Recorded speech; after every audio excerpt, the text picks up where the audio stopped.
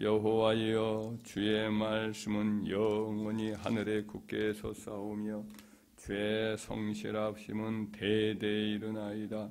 주께서 땅을 세우셨으므로 땅이 항상 있사오니 천지가 주의 규례들대로 오늘까지 있음은 만물이 주의 종이 된 까닭이니이다. 주의 법이 나의 즐거움이 되지 아니하였다면 내가 내 고난 중에 멸망하였으리이다. 내가 주의 법도들을 영원히 잊지 아니하오니 주께서 이것들 때문에 나를 살게 하심이니이다. 나는 주의 것이오니 나를 구원하소서. 내가 주의 법도들만을 찾았나이다. 악인들이 나를 멸하려고 엿보오나 나는 주의 증거들만을 생각하는겠나이다. 내가 보니 모든 완전한 것이 다 끝이 있어도 주의 계명들은 심히 넓으니이다. 아멘. 시편 119편은 이제 하나님의 말씀에 대한 찬양으로 유명하죠. 얼마나 시편 기자가 이 119편 기자가 참 하나님 말씀을 사랑하는지 읽어보면 참 많이 그 마음이 우리에게 와 닿습니다. 그 중에 이제 하나인 오늘 이 이제 그 알렙으로부터 타우까지 그 히브리어의 알파벳에 맞게 만들어져 있어요. 그러니까 한 문단이 이렇게 하나의 그 알렙, 그다음에 뭐 베트, 긴물, 달렛 이런 식으로 해서 쫙 하니 타우까지 그 첫 낱말로 시작을 해요. 그래서 이것도 그 중에 이제 한 알파벳으로 한 단락입니다. 오늘 읽었던 것이. 근데 이 단락에서는 이제 하나님 말씀이 만물을 세우시고 그 만물을 유지한다는 그런 내용을 여기서 담고 있습니다. 물론 결론 부분에서는 하나님 말씀을 이 시편 기자가 얼마나 사랑하는가, 이 시편 기자가 하나님 말씀을 지키고 사랑하고 그 묵상함을 통해서 그의 삶에 어떠한 유익이 있는가, 이렇게 이제 결론적으로 또 마치고 있습니다. 여기서 말씀해 보면 이제 하나님의 말씀이 천지를 만들었다라는 내용이 나오죠.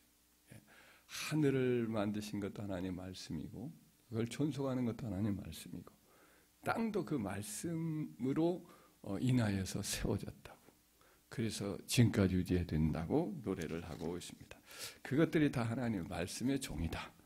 그 말씀 그대로 지금 이 천지가 지금 존속해 오는 것은 이 모든 만물이 다 주의 종이다라는 거죠.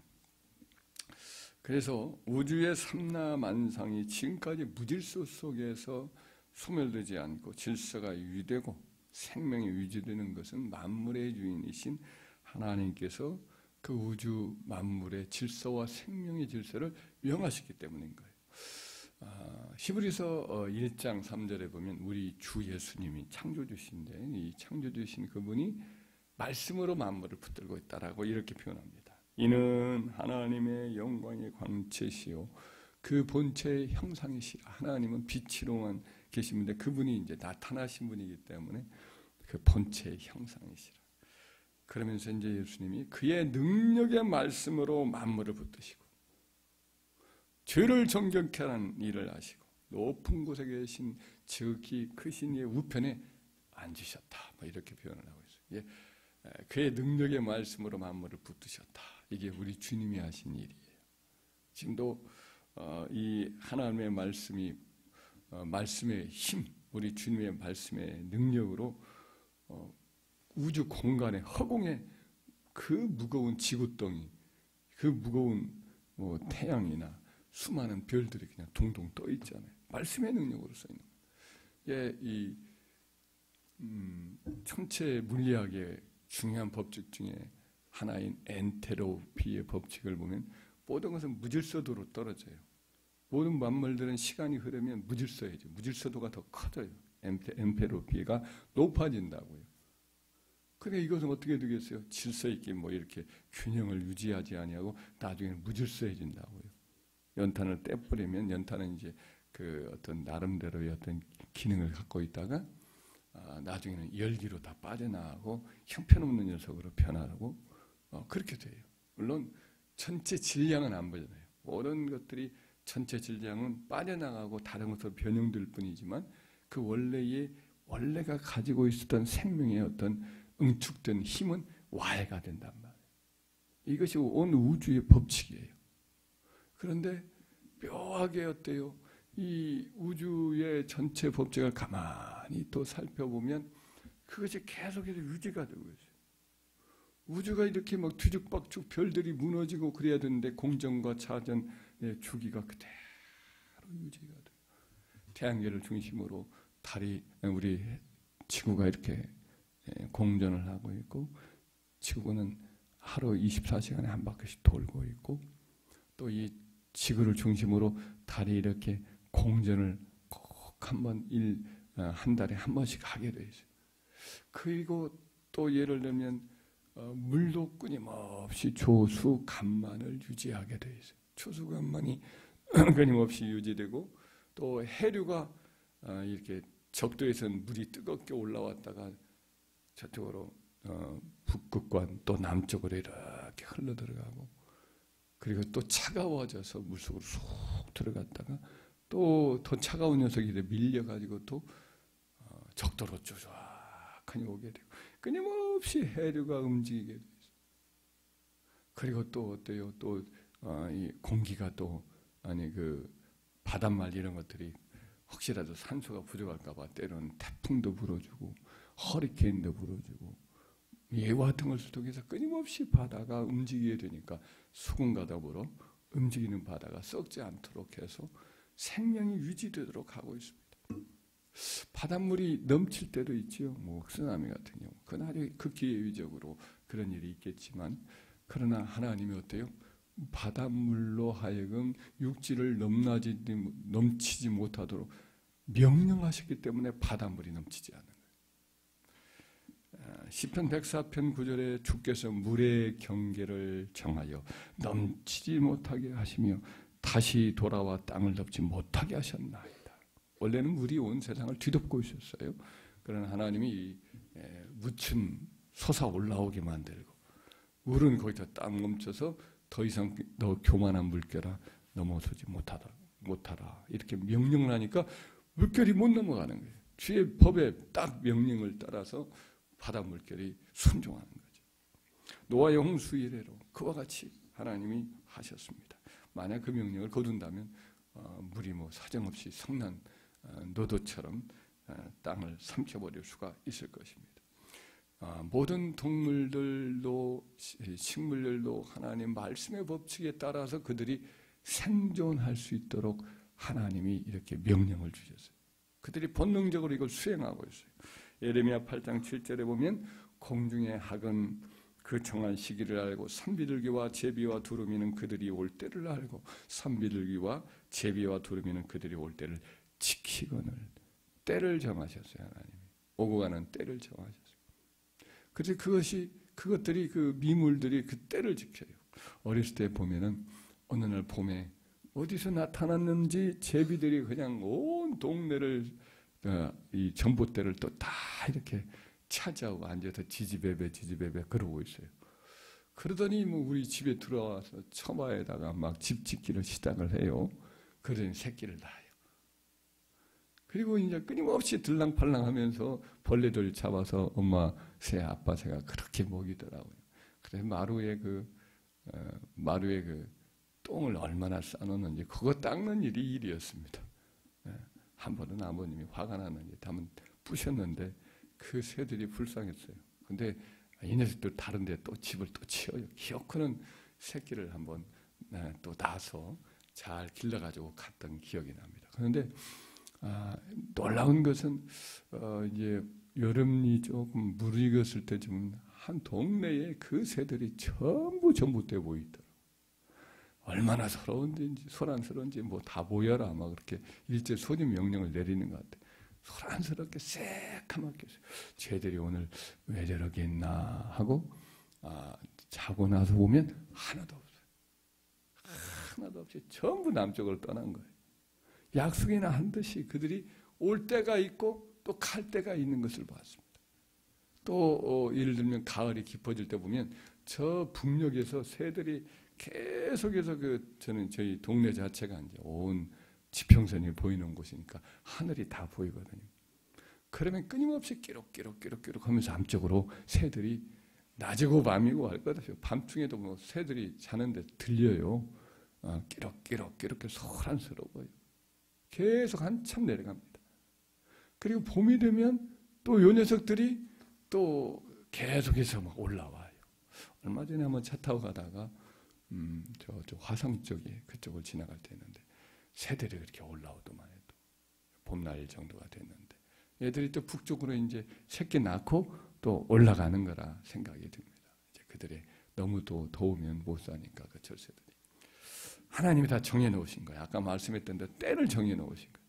때와 시기를 정해 놓아 가지고 내려가라 올라가라 새끼를 잘 길러서 또 어느 쪽으로 이동해라. 동물들도 마찬가지, 술록들도 마찬가지고 하여튼 끊임없이 이동을 해서 자기 자녀들을 낳고 또 생활을 이렇게 삶을 유지할 수 있는 법칙을 만들어서 수만 킬로를 그들은 어린 새까지 다 포함해서 이동을 해요.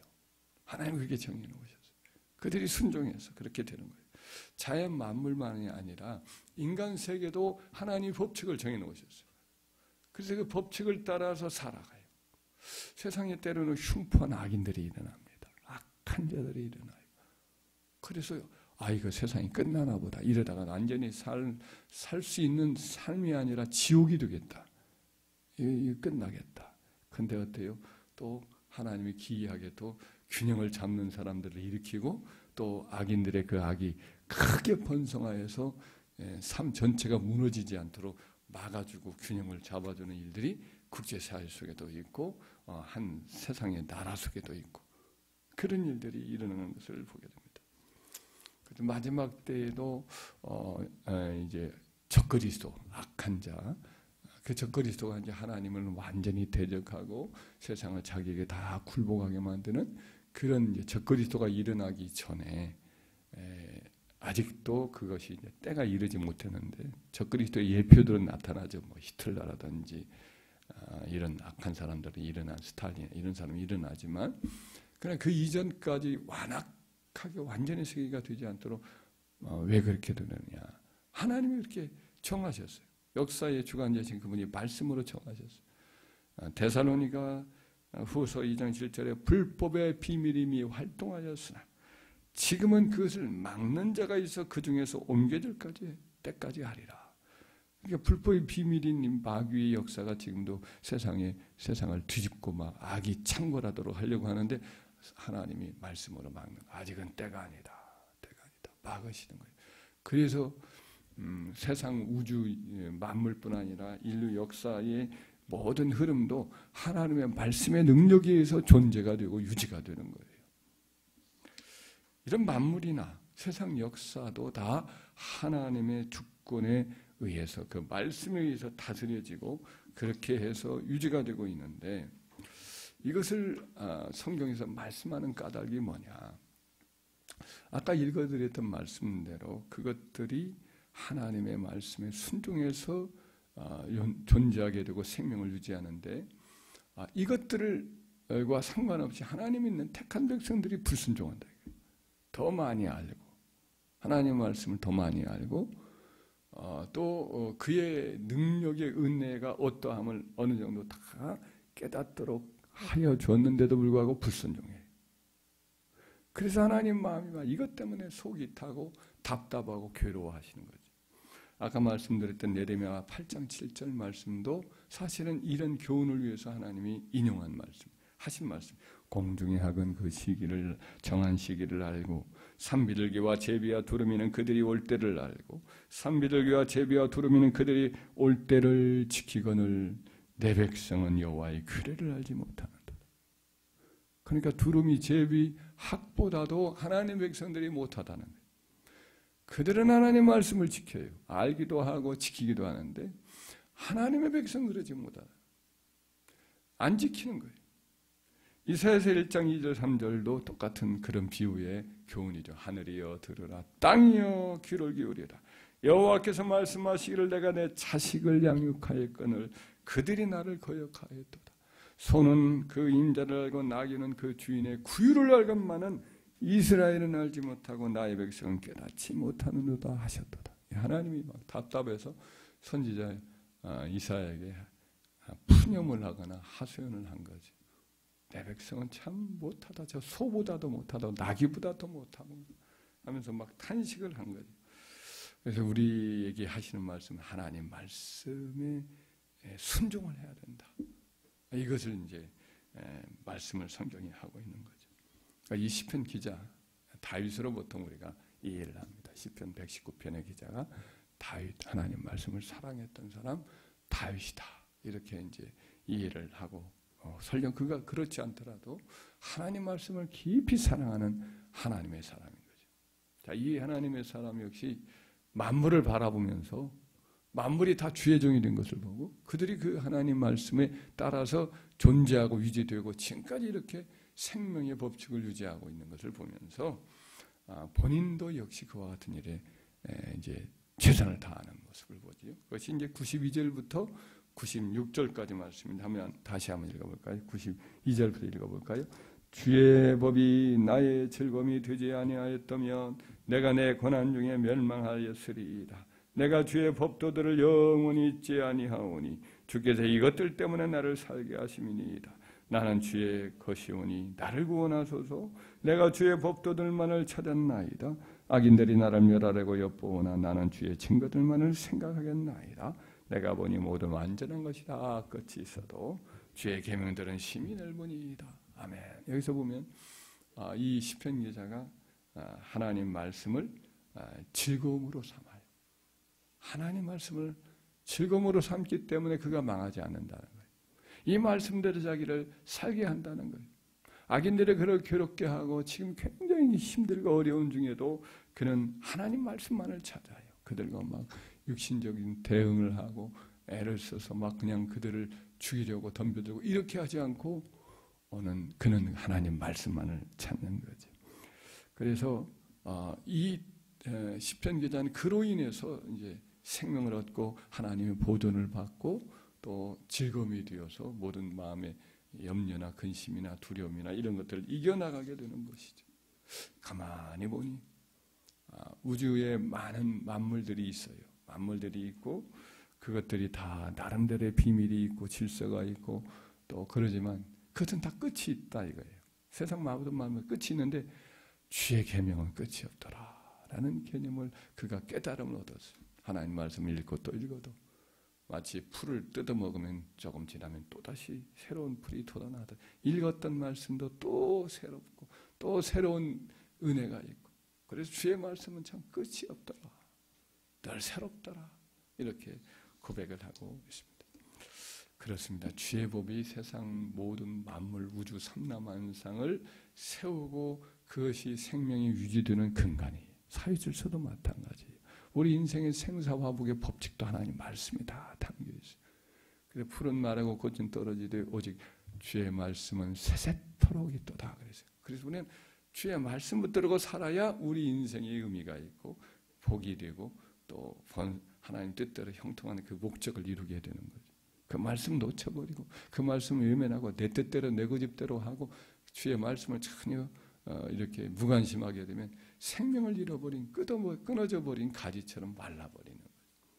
오늘도 우리 삶을 시편 기자처럼 주의 말씀을 우리의 즐거움으로 삼고 그것을 붙들고 삽시다. 할렐루야.